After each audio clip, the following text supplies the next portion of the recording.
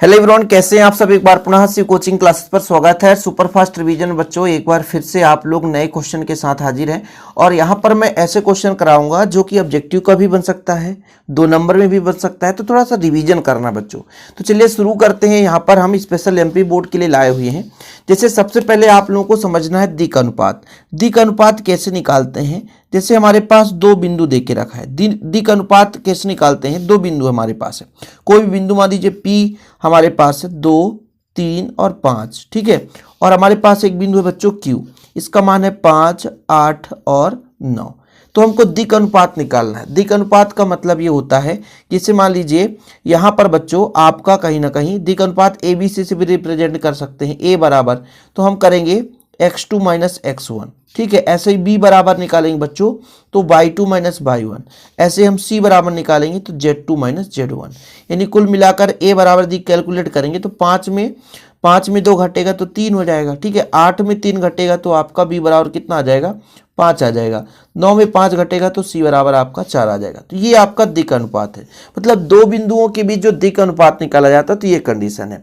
अब दिक् कोज्या निकालने का तरीका ये है, जैसे L बराबर A बटा under root A square plus B square plus C square, ठीक है। ये आपका दिक् कोज्या है, L, M और N, ये तीनों। M में क्या हो जाएगा, B बटा अंडर रूट वही रहेगा।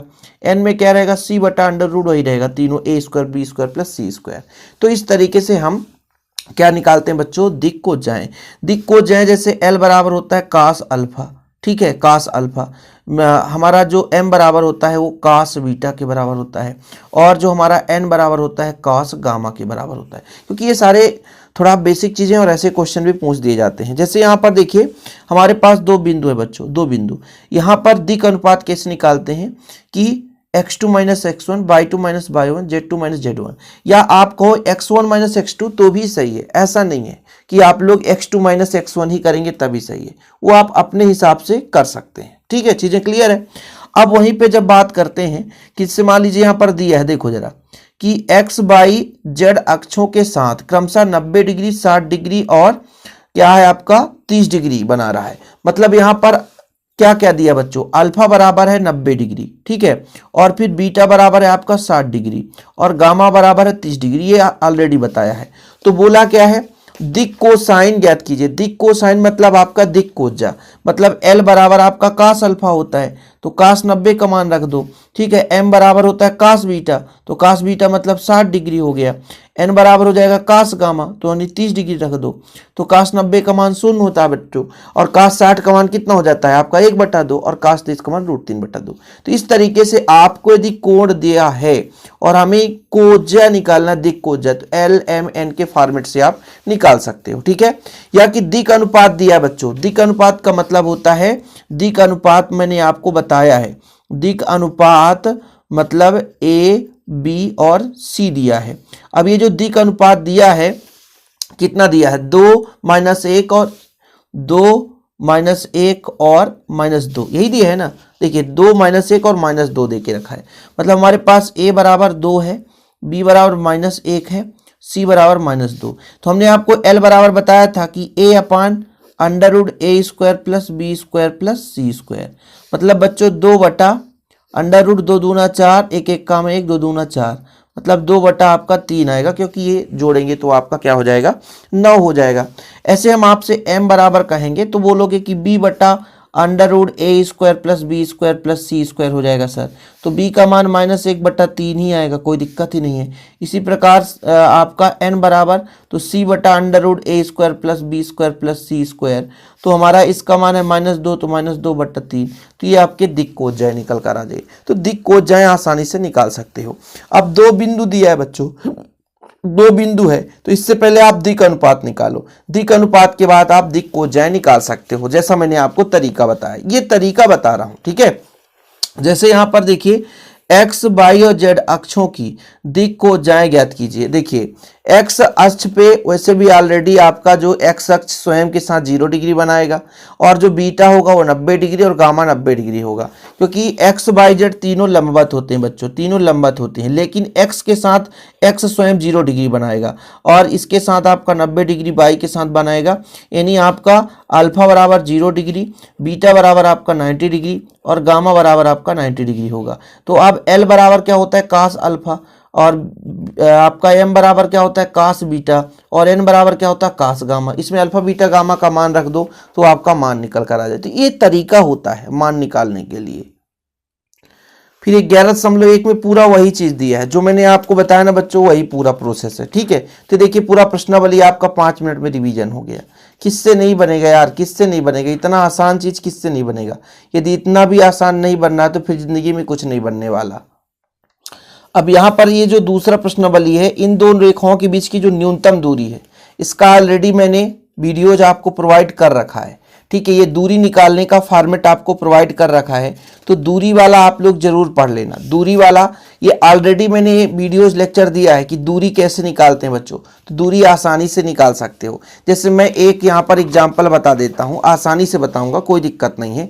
जैसे यहाँ पर आपका एक क्वेश्चन है, इसी को यहाँ पे निकालूंगा। जैसे आर बराबर देखिए आई प्लस जे प्लस लेमडा है बच्चों, ये ए का मान हो गया ना, A1 का मान, इधर है 2i माइनस जे प्लस के, ये चीज हो गया। तो A1 B1 है, फिर एक आर है 2i प्लस जे माइनस के, ठीक है। फिर बच्चों म्यू है, ये आपका A2 हो गया 3i minus 5j plus 2k, ये आपका हो गया। तो यहाँ पर आपका A1 बराबर हो गया i प्लस जे, और k नहीं है बच्चों, ठीक है। A2 बराबर आपका ये मान है, ठीक है, A2 बराबर ये है 2i, ठीक है बच्चों, प्लस j माइनस के। और आपसे कह दूं B1 बराबर, तो B1 ये है बच्चों 2i माइनस जे प्लस के। और आपसे कह दूं कि B2 बराबर, तो ये वाला मान है 3i minus 5j plus 2k। ये चीज निकल कर आया। अब हमको B1 क्रॉस B2 निकालना पड़ेगा। B1 क्रॉस B2 का मतलब i j k। B1 का मान कितना है बच्चों, 2 माइनस 1, गुणांक लिखना पड़ता है, ठीक है। यहाँ पर आपका हो गया 3 माइनस 5 2, थोड़ा सा लिखते नहीं बनता है, इसको साइड करते हैं। अब इसको सॉल्व कैसे करा जाता है बच्चों, जैसे i लेते हैं ना, तो इसके सीध में छोड़ दो, बाकी इनको ले लो। तो 2 1 कम 2 माइनस 2 हो गया, 5 1 कम 5, बीच में माइनस लगाते हैं लेकिन इस माइनस का कारण प्लस हो गया, ठीक। आगे देखिएगा सेकेंड नंबर में जे माइनस में रहता है, इसको लेंगे तो ये खत्म ये खत्म, बचेंगे 4, तो 2 दूना 4, 3 1 कम 3। फिर आई और के प्लस में रहते हैं, जे बस माइनस में रहता है। और गुणा कर तिर्यक गुणा जो होता है बीच में माइनस लगाते हैं, ध्यान रखिएगा। जैसे इसको लेंगे ये खत्म ये खत्म, तो 5 दूना आपका माइनस का 10 हो जाएगा। और फिर 3 1 कम 3, बीच में माइनस लगाते हैं लेकिन इस माइनस का कारण प्लस हो गया। कुल मिलाकर कितना आएगा, 5 में 2 घटा दो 3 आई आ गया। फिर ये आपका 4 में घट जाएगा, तो मान लीजिए माइनस जे ही बचेगा, यहाँ पर माइनस 7 किया जाएगा, ठीक है। ये चीज़ बच्चों, अब इसका हमको माड निकालना है, B1 क्रॉस B2, ठीक है। इसका माड निकालना, माड निकालने के लिए फॉर्मेट क्या होता है, 3 3 9, 1 1 कम 1 7 7 49, 49 1 50, यानी कितना आ गया 59, ठीक, ये आ गया। अब दूरी का एक फार्मूला होता है, हो सकता है आप लोगों को पता ना हो, A2 माइनस A1 कर लो ताकि आप लोगों को दिक्कत ना हो। A2 माइनस A1 घटाओ, 2i में 1i घटेगा तो 1i बचेगा, j में j घट जाएगा तो 0j बचेगा, माइनस के में यहाँ के है ही नहीं है तो माइनस के ही बचेगा। इसका फॉर्मेट होता बच्चों दूरी का, B1 क्रॉस B2 जो भी आया उसका डॉट प्रोडक्ट लगाना है A2 माइनस A1 में, और नीचे आपका B1 क्रॉस B2 का माड। ये फार्मूला है दो रेखाओं के बीच की दूरी। और ये क्वेश्चन आपको बनना चाहिए भाई, ये पहले भी करा दिया हूं मैं। तो इनमें क्रॉस का आपका कितना मान आया बच्चों, ये आया है 3i माइनस जे माइनस 7k, ठीक है। Dot product A2 minus A1 i plus 0k minus के। देखो बच्चों 0j माइनस के, यहाँ पर आपका मान है √59। अब इसको कैलकुलेशन करेंगे गुणांक से, गुणांक 3 1 कम 3, जे का मान खत्म कहानी, 7 1 कम 7, ठीक। ये माइनस माइनस प्लस हो जाएगा 59। अब इसका आ जाएगा 10/59, यही आंसर है। लगभग ये रिपीट क्वेश्चन हो चुका है, लेकिन रिवीजन के तौर पर आपका क्लियर हो जाएगा। इससे आपके बहुत सारे क्वेश्चन आएंगे। ये भी दूरी का, ये भी दूरी का है, इसके पहले भी हो सकता है दूरी का भी हो, दूरी का और नहीं है। यहाँ पर कई सारे क्वेश्चन आपको दूरी का मिल जाएगा।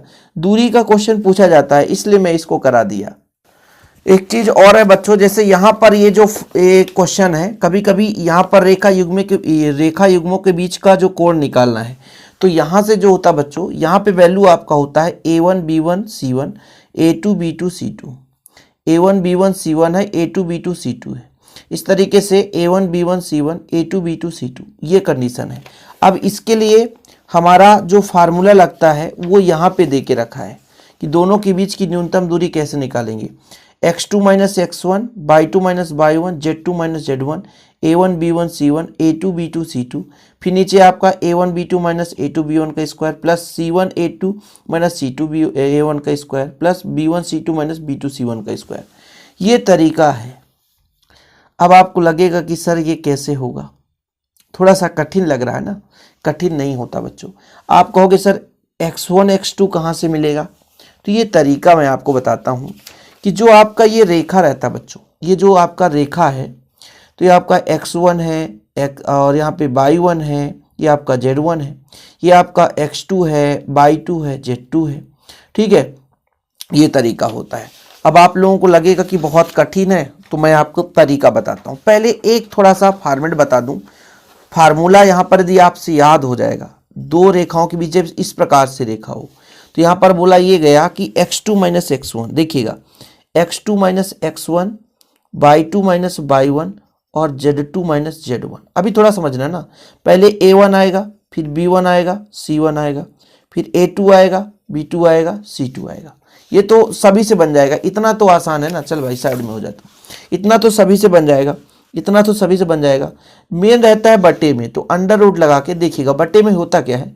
इसको खत्म करो, जब हम पहला बिंदु लेंगे तो ये खत्म, ये खत्म, ये 4 बचेगा, तो क्या हो जाएगा b1 c2 minus b2 c1। चलो ठीक है, फिर प्लस इसको लेंगे बच्चों, तो ये खत्म, ये खत्म, तो ये 4 बचेंगे, तो a1 c2 minus a2 c1, ये हो जाएगा, कोई दिक्कत। फिर ये खत्म, ये खत्म, ये 4 बचेंगे, जब इसको लेंगे तो ये खत्म, ये खत्म, ये, तो आपका हो जाएगा a1 b2 minus a2 b1 का स्क्वायर। ठीक, ये है आपका फार्मूला। कितना सिंपल है यार, कुछ भी नहीं है। लोग सोचते हैं कठिन है, लेकिन मेरे हिसाब से तो बिल्कुल सरल है। ठीक है, अब वर्ग लगा है तो चाहे a2 c1 करो, समझ रहे हो ना, या c1 a2 करो, कंफ्यूज मत होना, आपका गलत नहीं होगा। अब कुछ लोगों के मन में रहेगा कि सर बुक में तो हमारा ऐसा था कि मतलब यहाँ पर c1 a2 था और माइनस c2 a1 ऐसा था, तो कंफ्यूज होने की जरूरत नहीं है। वर्ग लगा है, कुछ भी आएगा वही आएगा। अब जैसे क्वेश्चन आ गया तो आपका x1 y1 z1 x2 y2 z2 और ये आपका बच्चों यहाँ पे मान है a1 b1 c1 a2 b2 c2। ठीक है, इस तरीके से आप निकाल सकते हो। मैं आपको तरीका बता दिया कि यहाँ से यदि क्वेश्चन आता है तो इस तरीके से करना है। बाकी इसका थोड़ा बहुत क्वेश्चन पूछने के चांसेस रहते हैं, बाकी उतना ज़्यादा नहीं है। अब कुछ लोग कहेंगे सर कि कैसे तुलना करेंगे। चलो मैं आपको थोड़ा एक चीज़ बता देता हूँ। यहाँ पर x1 का मान 3, y1 का मान 8, z1 का मान 3 है। यहाँ z2 का मान 6 है, लेकिन यहाँ पर -7 लेंगे। जानते हैं क्यों? क्योंकि जो सरल रेखा है माइनस में रहता है, लेकिन प्लस में है, इसलिए -7 लेना पड़ेगा, क्योंकि इसको अरेंज करेंगे x -3, तब ये आपका ये सेट होगा, क्योंकि ये माइनस का फॉर्मेट ही होता है। ठीक है, तो इसलिए -3 आएगा यहाँ से और यहाँ से -7 आएगा। नहीं, लोग कंफ्यूज हो जाएं, सर -3 -7 कहाँ से आ गया? तो ये मैं तरीका बताता हूँ, हिंट बताता हूँ कि यहाँ पे गलतियाँ होती हैं। सबसे एक टाइप का और क्वेश्चन यहाँ पे समझो कि मान लीजिए आपके पास 2 समीकरण है, 2 रेखा दिया है, ठीक है, और प्रतिच्छेदी बिंदु निकालना है। तो कुछ भी नहीं करना है, एक को r के बराबर रखकर, चूंकि दोनों प्रतिच्छेद करती हैं तो इसका मान इसके लिए संतुष्ट करेगा। जैसे देखो बच्चों, जैसे मान लीजिए 2 हमारे पास रेखाएं और प्रतिच्छेदी बिंदु निकालना है, तो पहला जो रेखा है हमारे पास, देखिएगा पहला जो रेखा है, मान लीजिए देखिए x-1/2 equal y-2/3 equal z-3/4। इसको बराबर मान लीजिए r बराबर कर लिए, तो x बराबर कितना होगा 2r हो जाएगा, और ये पक्षांतर होगा +1 हो जाएगा। y बराबर कितना हो जाएगा बच्चों, इधर जाएगा 3r हो जाएगा, ये पक्षांतर होगा +2 हो जाएगा। z बराबर कितना हो जाएगा 4r हो जाएगा, पक्षांतर हो जाएगा +3 हो जाएगा। ये जो आपका x बाई जेड का मान निकल कर आया है, ये क्या करेगा, दूसरे समीकरण को क्या करेगा, संतुष्ट करेगा। क्योंकि हम जानते हैं चूंकि दोनों रेखाएं प्रतिच्छेद करती हैं, चूंकि दोनों रेखाएं प्रतिच्छेद करती है, ये प्रतिच्छेदी बिंदु है ना, प्रतिच्छेद करती हैं, है ना। तो प्रतिच्छेद बिंदु क्या करेंगी, तो प्रतिच्छेदी बिंदु दूसरी रेखा को संतुष्ट करेगी, दूसरी रेखा को संतुष्ट करेगी। मतलब यहां पे देखिए दूसरी रेखा, आप लोग यहां पर समझिएगा, ये जो दूसरी रेखा है बच्चों, देखिए यहां पर देखिएगा थोड़ा, यहां पर तब समझ में आएगा। जैसे x है ना, x के जगह आप इसको रख दो 2r + 1 - 2/3 इक्वल, y की जगह आप इसको रख दो 3r + 2 - 3/4 इक्वल, z की जगह आप इसको रख दो तो 4r + 3 -4/5। अब ये देखो बच्चों, आप r का मान किसी से भी तुलना करके ले सकते हो, ठीक है। r का मान आप निकाल सकते हो और इस पे रख दोगे तो आपका प्रतिच्छेदी बिंदु आ जाएगा। r का मान यूं आसानी से, जैसे मैं इसको ही दोनों को लेके चलता हूं, ठीक है, इन दोनों को, किसी को भी आप लेकर चल सकते हो, चाहे आप इन दोनों को ले लो चाहे इन दोनों को ले लो, कोई भी आप ले लो, बराबर मान आएगा। जैसे इसको लेता हूं, पहले इसको 2r + 1 - 2/3 इक्वल 3r + 2 - 3/4। इसको जब कैलकुलेट करूंगा तो 2r - 1/3 इक्वल आ जाएगा 3r - 1/4। 4 दूना 8r, 4 एक कम 4, 3 त्रिकाई 9r, 3 एक कम 3।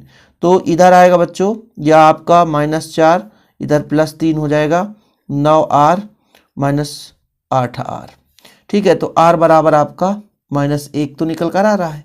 अब इस r का मान यहाँ पर रख दो, प्रतिच्छेदी बिंदु आ जाएगा। कितना सिंपल है, यदि प्रतिच्छेदी बिंदु के निर्देशांक पूछा जा रहा है तो ये तरीका है, बहुत आसान है। इसको r के बराबर रखो, x बाई जेड निकालो पहले रेखा से, ठीक है, दूसरी रेखा पे रखो, किसी दो को तुलना करो तो r का मान आ जाएगा। r का मान यहाँ पे रखेंगे तो प्रतिच्छेदी बिंदु, यूं आसानी से दो रेखाएं यदि इस प्रकार से दिया हो, प्रतिच्छेदी बिंदु निकालना है तो आप आसानी से निकाल सकते हैं बहुत कम समय में, ठीक है।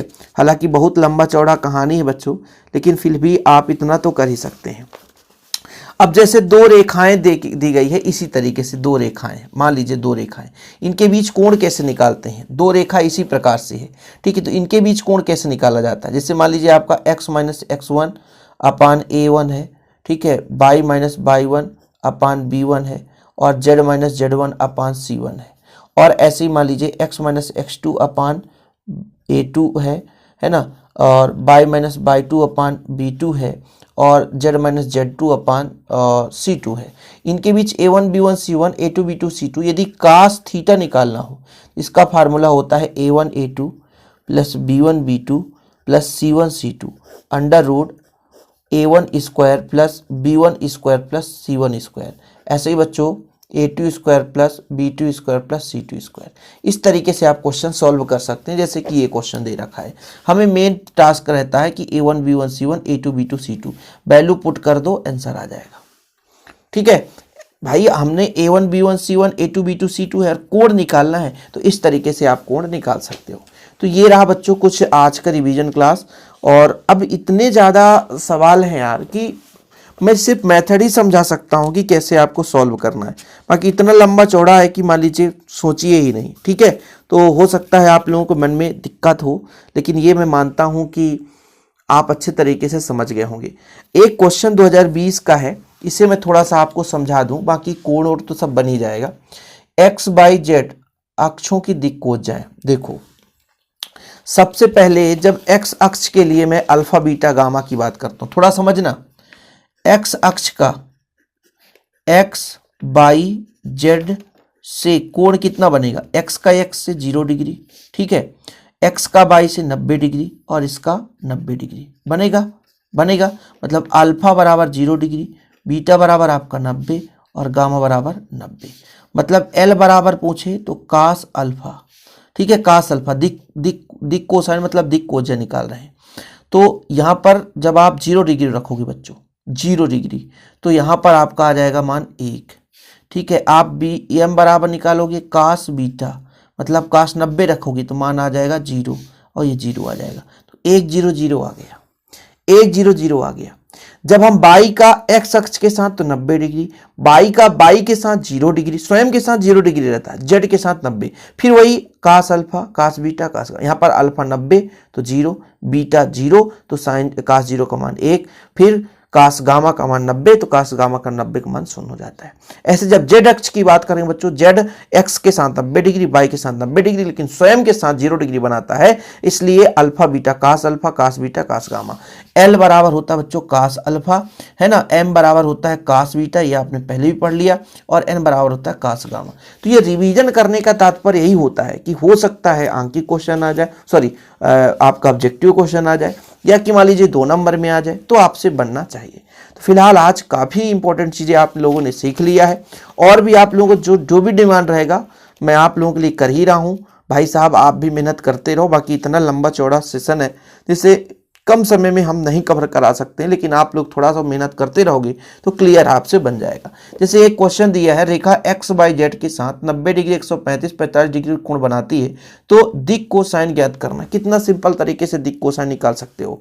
एल बराबर कास अल्फा मान रखो, फिर कास बीटा का मान इतना, कास गामा का मान इतना, और आंसर ले आओ। ठीक, तो ऐसे ही आप लोग करते रहना, बाकी जितना हो सकता है कर ही रहे हैं। भाई साहब मेहनत करो, अगले दिन तो एग्जाम ही है, कोशिश करना अच्छा करके आओ। ओके, जय हिंद, वंदे मातरम।